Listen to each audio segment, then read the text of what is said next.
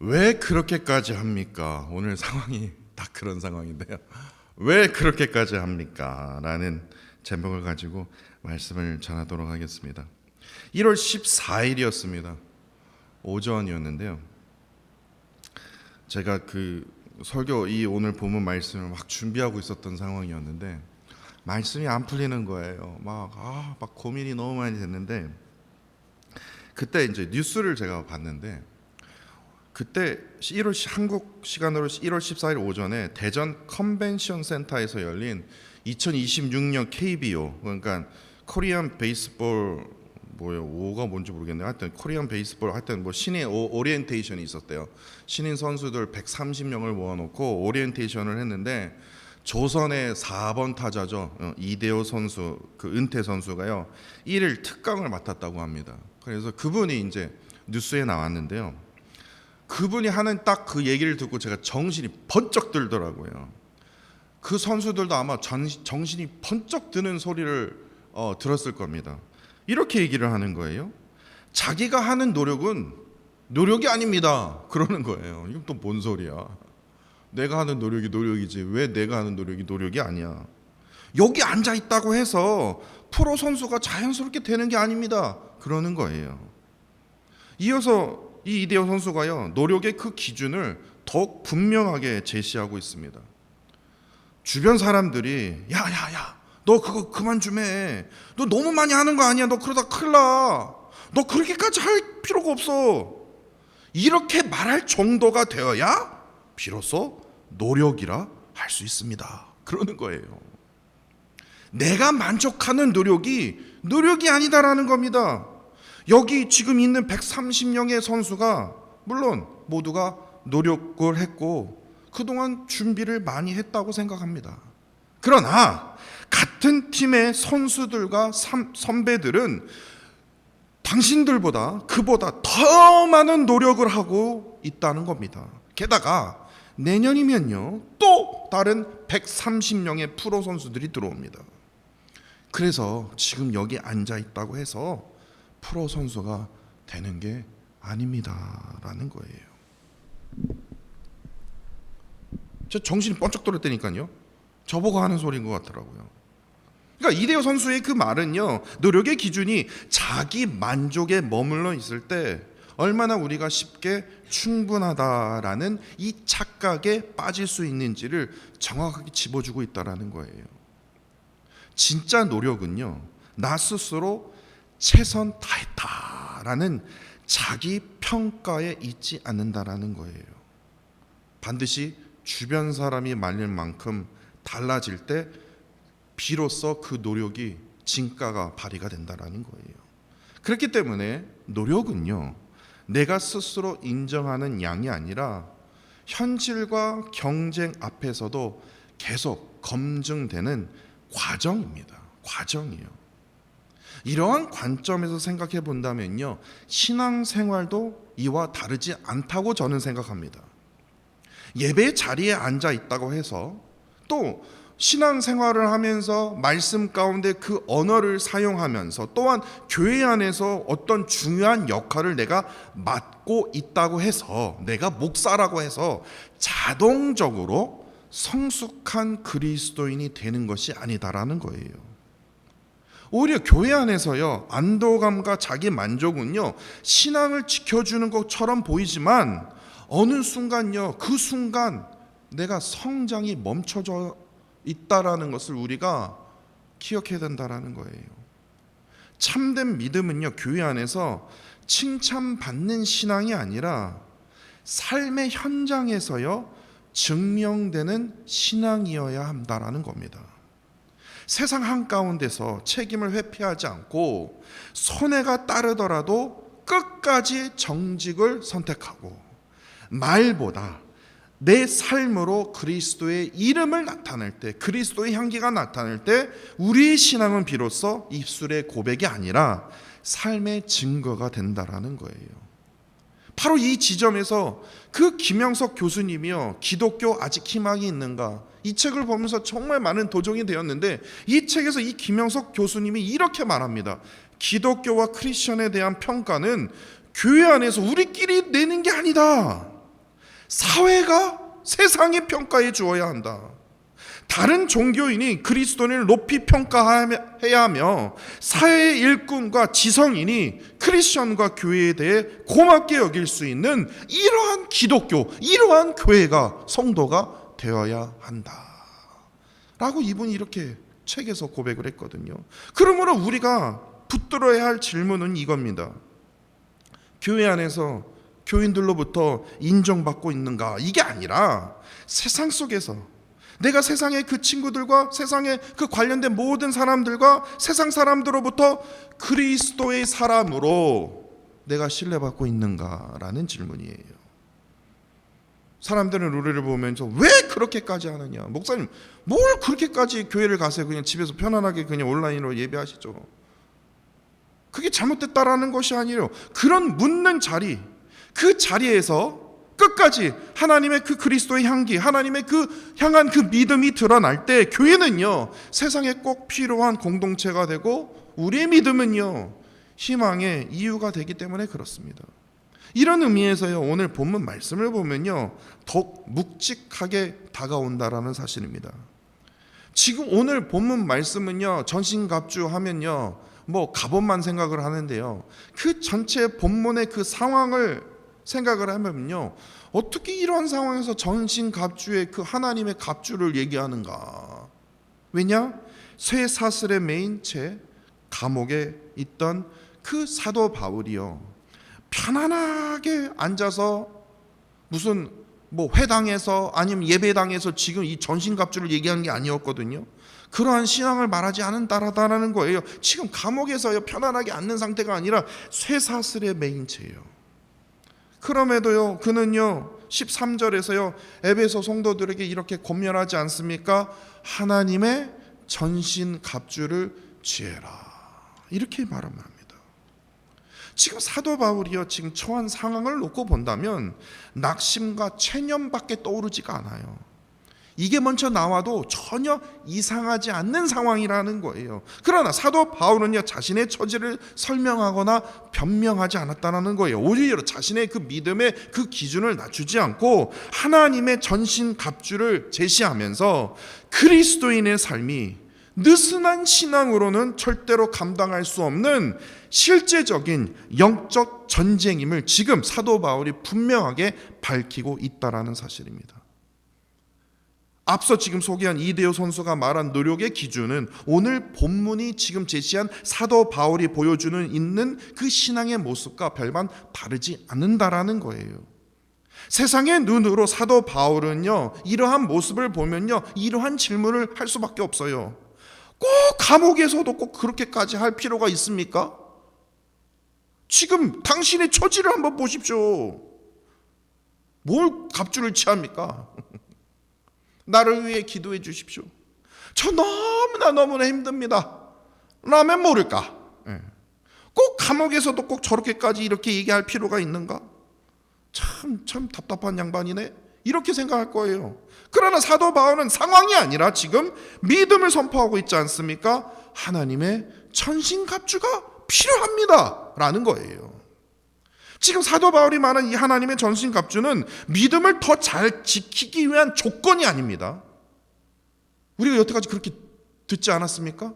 아니요. 지금 사도 바울의 그 상황을 한번 보면요 믿음을 더 잘 지키기 위한 어떤 조건이 아니라 지금 내가 갖고 있는 그 믿음이 무너지지 않기 위한 최소의 조건이라는 거예요. 이것이 바로 이데오 선수가 말한 진짜 노력이라는 거예요. 자기 만족의 기준을 넘어서요 상황이 어떠하든지 끝까지 포기하지 않는 그 태도. 주변 사람들이 아니 왜 그렇게까지 합니까? 지금 당신의 처지가 지금 어떤데요? 언제 죽을지 모르는 그 상황 속에서 무슨 전신갑주를 얘기합니까? 묻게 되는 그 지점까지 나아가는 그러한 믿음을 말하는 거예요. 그래서 이 전신갑주의 의미를 하나하나씩 살펴보면요 사도 바울이 왜 이토록 단호하게 끝까지 입어야 할 것이 전신갑주인가 라는 것을 주장하고 있는지, 그리고 이 전신갑주가 오늘 우리의 삶 속에서 어떻게 구체적으로 드러나고 있는지를 우리가 알 수 있다라는 거예요. 다시 한번 말씀드리지만 지금 사도 바울은 감옥에서 지금 전신갑주를 취하라라고 말씀을 드렸습니다. 오늘 하나님의 전신갑주는요 14절에서 17절을 보면요 총 6가지로 진리의 허리띠, 의의 호심경, 평안의 복음이 준비된 신, 믿음의 방패, 구원의 투구, 그리고 마지막으로 성령의 검. 그 당시 로마 병사들이 전쟁에 나갈 때 입었던 그 장비를 지금 말하고 있는 거예요. 사도 바울은요 지금 감옥에서요 영적인 싸움이 벌어진 겁니다. 이 감옥에서 지금 한숨과 체념이 나올 수밖에 없거든요. 두려움이 가득할 수밖에 없거든요. 언제 죽을지 모르고, 언제 지금 판결이 나서 지금 언제 내 모가지가 지금 날아갈지 모르는 그런 상황이거든요. 근데 지금 영적 싸움, 지금 그걸 준비하고 있어요. 다시 말해서 영적 장비 없이는, 이러한 갑주 없이는 이 모든 영적인 싸움에서 우리는 승리할 수 없기 때문에, 감당할 수 없기 때문에 우리는 어떻게 하든 이 하나님의 전신갑주를 입어야 된다는 거예요. 그러면서 사도 바울이 제일 먼저 제시한 장비가 바로 14절입니다. 진리의 허리띠와 의의 호심경입니다. 진리의 허리띠는요 옷을 단단히 묶어 몸 전체를 정렬시키는 역할을 하고요, 이 호심경은요 이 심장을 보호하는 장비입니다. 다시 말해서 이 사도 바울이 이 두 장비를 진리와 의로 설명하지 않습니까? 그러니까 영적인 싸움의 출발점은 어떤 기술이나 능력이나 어떤 이 잔머리가 아니라 삶의 중심이 어디에 놓여 있는가가 핵심임을 지금 드러내고 있다는 거예요. 다시 말해서 진리의 허리띠는요 나의 기준, 나의 감정의 중심에 두지 않고 오로지 하나님의 말씀에 따라 나의 생각과 판단을 묶는 행동이라는 거예요. 태도라는 거예요. 내가 왜 감옥에 있지? 아이고 두렵구나. 아이고 이거 어떡해. 내 기준과 감정은요 끝이 없다라는 거예요. 그러나 지금까지 오게 된 것도 분명히 하나님의 계획과 하나님의 뜻이 있을 거야. 하나님께서 나에게 이렇게 말씀해 주신 거 아니야? 그러면서 나의 생각과 판단을요 강하게 묶는 거예요. 흩어지지 않도록요. 상황에 따라서 흔들리는 그 마음이 아니라 진리 앞에서 나 자신을 어떻게 해요? 정렬시키는 삶을 말하는 거예요. 의의 호심경은요 사람의 평가가 아니라, 결국에 감옥에서요 사람의 평가에 따라서 윗대가리에 그 사람의 평가, 힘 있는 사람의 평가에서 내가 좌우지되는 것이 아니라 하나님 앞에 내가 끝까지 부끄럽지 않는 그 신앙을 지키려고 하는 양심의 태도를 의미하고 있다는 거예요. 보이는 자리에서만 아니라 보이지 않는 자리에서도 하나님 앞에 내가 지금 감옥에 있는 현실, 누구도 도와주지 못하는 그 현실 앞에서도 내가 하나님 앞에 믿음으로 내가 서겠다. 그 의식, 그 신앙을 절대로 잃지 않겠다라는 거예요. 그게 바로 의의 호심경. 이어서 사도 바울은 15절에서요 평안의 복음이 준비된 신을 제시합니다. 신발은요 여러분도 아시다시피 사람을 움직이게 하는 장비죠. 아무리 잘 무장해도요 발이 움직이지 않으면 전투는요 싸움은 전혀 의미가 없다라는 거예요. 그런데 사도 바울은요 이 신발을 평안의 복음이라는 이름을 붙이지 않습니까? 그러니까 이게 왜 그러냐면 이는 영적 전쟁이 싸움을 위해서요, 다시 말해서 상대를 짓밟고 엉들이는 싸움이 아니다라는 거예요. 싸움을 하기 위해서 내가 그 신이 필요하다라는 것이 아니래요. 지금 영적 싸움은 갈등을 확대하는 방식의 싸움이 아니라 복음의 평안으로 관계를 회복하는 그 싸움이라는 거예요. 감정보다 사랑을 선택해야 되고, 이기는 말보다 살리는 말을 택하고, 손해를 감수하더라도 복음의 그 길을 걸어야 합니다. 그러한 태도를 가져야 합니다 라는 거예요. 다시 말해서 어디로 가든지 복음의 성품을 신고 걸어가는 삶을 지금 사도 바울이 지금 전달하고 있다는 거예요. 계속해서 사도 바울은 16절에서요 믿음의 방패를 말합니다. 방패는 여러분도 아시다시피 날아오는 그 화살, 그 공격을 막아내는 장비이죠. 그런데 사도 바울은요 이 방패를 설명하면서 이렇게 말합니다. 악한 자의 불화살을 소멸하라 라고 말합니다. 의심과 낙심을 의미합니다. 비교와 정죄를 의미합니다. 다시 말해서 너 지금 감옥에 있잖아. 감옥에 네가 뭘 할 수 있는데? 지금 뭐 하는 거야? 이런 거예요, 지금. 이러한 악한 속삭임들이 바로 악한 자의 뭐예요? 불화살이라는 거예요. 그거를 믿음의 방패로 막으라는 거예요. 믿음의 방패는 바로 이러한 공격 앞에서 즉각 방어하지 않고 내가 처한 상황보다 뭡니까? 하나님을 더 크게 신뢰하며 버텨내는 태도를 지금 말하고 있다는 거예요. 흔들리는 자리에서도 하나님께 나 자신을 맡기려는 신뢰의 자세, 그게 바로 믿음의 방패라는 거예요. 마지막 사도 바울은요 17절에서 구원의 투구와 성령의 검을 제시하고 있다는 거예요. 아무리 막고 있어도 구원의 투구와 성령의 검이 없으면요 질 수밖에 없어요. 이게 한계가 있거든요. 투구는요 머리를 보호하는 장비로 곧 생각을 지키는 장비이죠. 그러니까 영적인 싸움은요 결국 생각의 싸움입니다. 생각의 싸움이에요. 지금의 상황을 어떻게 해석하느냐, 은혜로 해석하느냐 아니면 그냥 사건으로 해석하느냐의 차이인 거예요. 은혜로 해석하면요 승리예요. 왜냐? 나 대신 내 뒤에서, 내 앞에서, 내 옆에서, 오른쪽 왼쪽에서 싸워주시는 하나님께서 계시기 때문에 모든 사건을요 뭡니까? 은혜로 해석하거든요.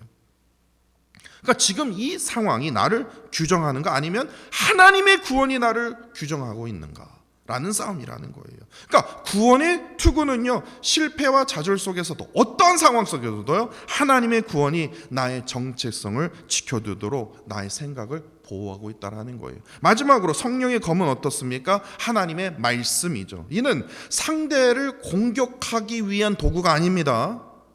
뭐냐면 악한 불화살이 계속 오잖아요. 악한 말들이 계속 오잖아요. 머리를 계속 치고 구원의 투구로 막 이제 보호하고 있지만 이것이 옳고 그름을 분별하고 거짓인지 아닌지를 진리를 가르치는 그 기준이 있어야 된다라는 거예요. 이게 아주 중요하지 않습니까? 감정으로 생각해보니까 이게 맞는 말 같아. 이게 아니라 이거 내가 경험상 이 말이 맞는 것 같아. 이게 아니라 말씀 앞에서요. 즉각적인 판단보다는 하나님의 그 뜻, 하나님이 원하시는 그 길, 그것을 묻는 태도가 바로 이 성령의 검이라는 거예요. 그래서 삶 속에서 이 성령의 검은 내 생각을 정당화하기보다는 하나님의 말씀으로 내 생각을 어떻게 합니까? 교정하는 겁니다. 교정하며 살아가는 그 모습이 드러난다라는 거예요. 그러니까 결국에는요 이 영적 전투를 위한 이 6가지의 이 전신갑주는요 모두 하나의 공통점을 드러나고 있다라는 겁니다.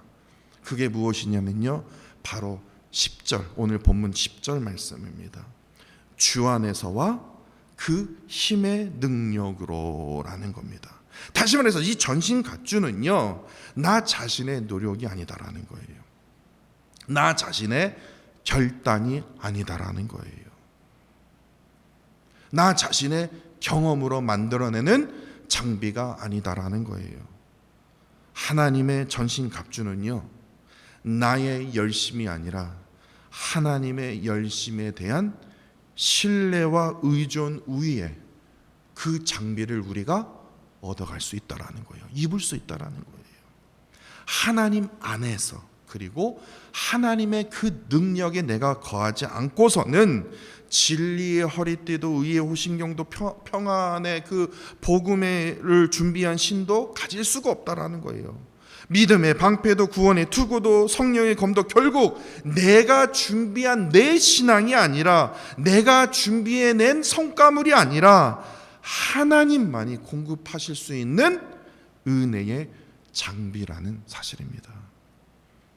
앞서 소개한 이대호 선수 말처럼요 노력의 기준이 오로지 자기 만족에 머물러 이 정도면 충분하지 않나 그렇게 생각하는 순간요 프로가 될 수 없다라는 거예요.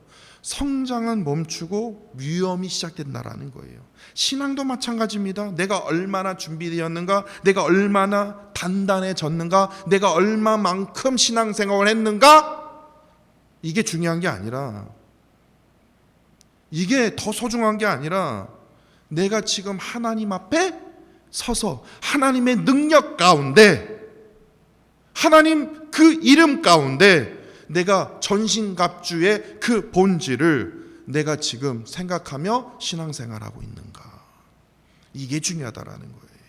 바로 이 지점에서 세상의 프로와 영적인 그 프로의 차이를 드러나지 않습니까? 이데오 선수의 노력은요, 자신의 진짜 실력을 만들어내기 위한 그 처절함이 있어야 된다라고 지금 그 강의에서 얘기하고 있지 않습니까? 우리의 영적 노력 또한 마찬가지라는 거예요. 내 힘을 빼야 된다라는 거예요. 내 경험감, 내 기준을 내려놓고 오직 하나님 앞에, 하나님 안에, 하나님의 능력 안에 거할 때 하나님께 오로지 붙어 있으려고 하려고 하는 그러한 처절함이 뭐합니까? 그러한 노력이, 그러한 발버둥침의 그 거룩함의 그 애절함이 우리에게 반드시 필요하다라는 거예요. 그렇기 때문에 사도 바울은요, 전신갑주를 입으라라고 말하기 전에 제일 먼저 주 안에서 와 그의 힘의 능력으로 강건해야 된다라고 권면했다라는 겁니다. 전신갑주는요, 내가 나를 지키기 위해서 스스로 만들어내는 그 장비가 아니라 하나님 안에 머물며 하나님께 붙들린 삶을 살아가기 위한 그러한 거룩한 장비이기 때문에 그렇습니다. 이제 우리는 스스로 우리에게 물어야 합니다. 나는 나의 신앙 생활을요, 나의 만족과 나의 평안함으로 평가하고 있는 것은 아닌지, 이 정도면 충분한 거 아니야? 라는 생각 속에서 머물러 있는 것은 아닌지, 나 자신을 반드시 돌아보아야 할 것입니다. 사도 바울은요, 오늘 본문 말씀을 통해서 우리에게 보여준 그 신앙은요, 편안함을 지키는 신앙이 아니라 하나님께 어떡하든 세상에 지치지 않고 세상에 끌려가지 않고 어떡하든 하나님께 붙들린 채 끝까지 서 있는 그 신앙의 그 모습을 오늘 전신갑주의 그 은혜를 통해서 우리에게 지금 가르쳐주고 있다라는 거예요. 오늘 우리에게 필요한 것도요, 더 좋아 보이고 더 위대해 보이는 어떤 신앙이 아니라 끝까지 하나님 안에 머물러 있는 그 신앙이라는 거예요. 끝까지 하나님 앞에 내가 서 있기를 원합니다. 다시 말해서 오직 하나님의 능력 안에, 하나님의 이름 안에 내가 주님의 그 이름을 의지하며 내가 살아가기를 간절히 원합니다. 이러한 신앙이라는 거예요. 바로 이럴 때만이 하나님의 전신갑주는 비로소 우리의 삶 속에서요, 진짜 실제가 되어진다라는 거예요. 늘 하나님 앞에, 하나님 안에서, 하나님의 능력 안에서 거함으로 오직 하나님의 그 능력으로 더욱더 나 자신이 강건해지는 저와 사랑하는 성도 여러분들이 되시기를 간절히 원합니다.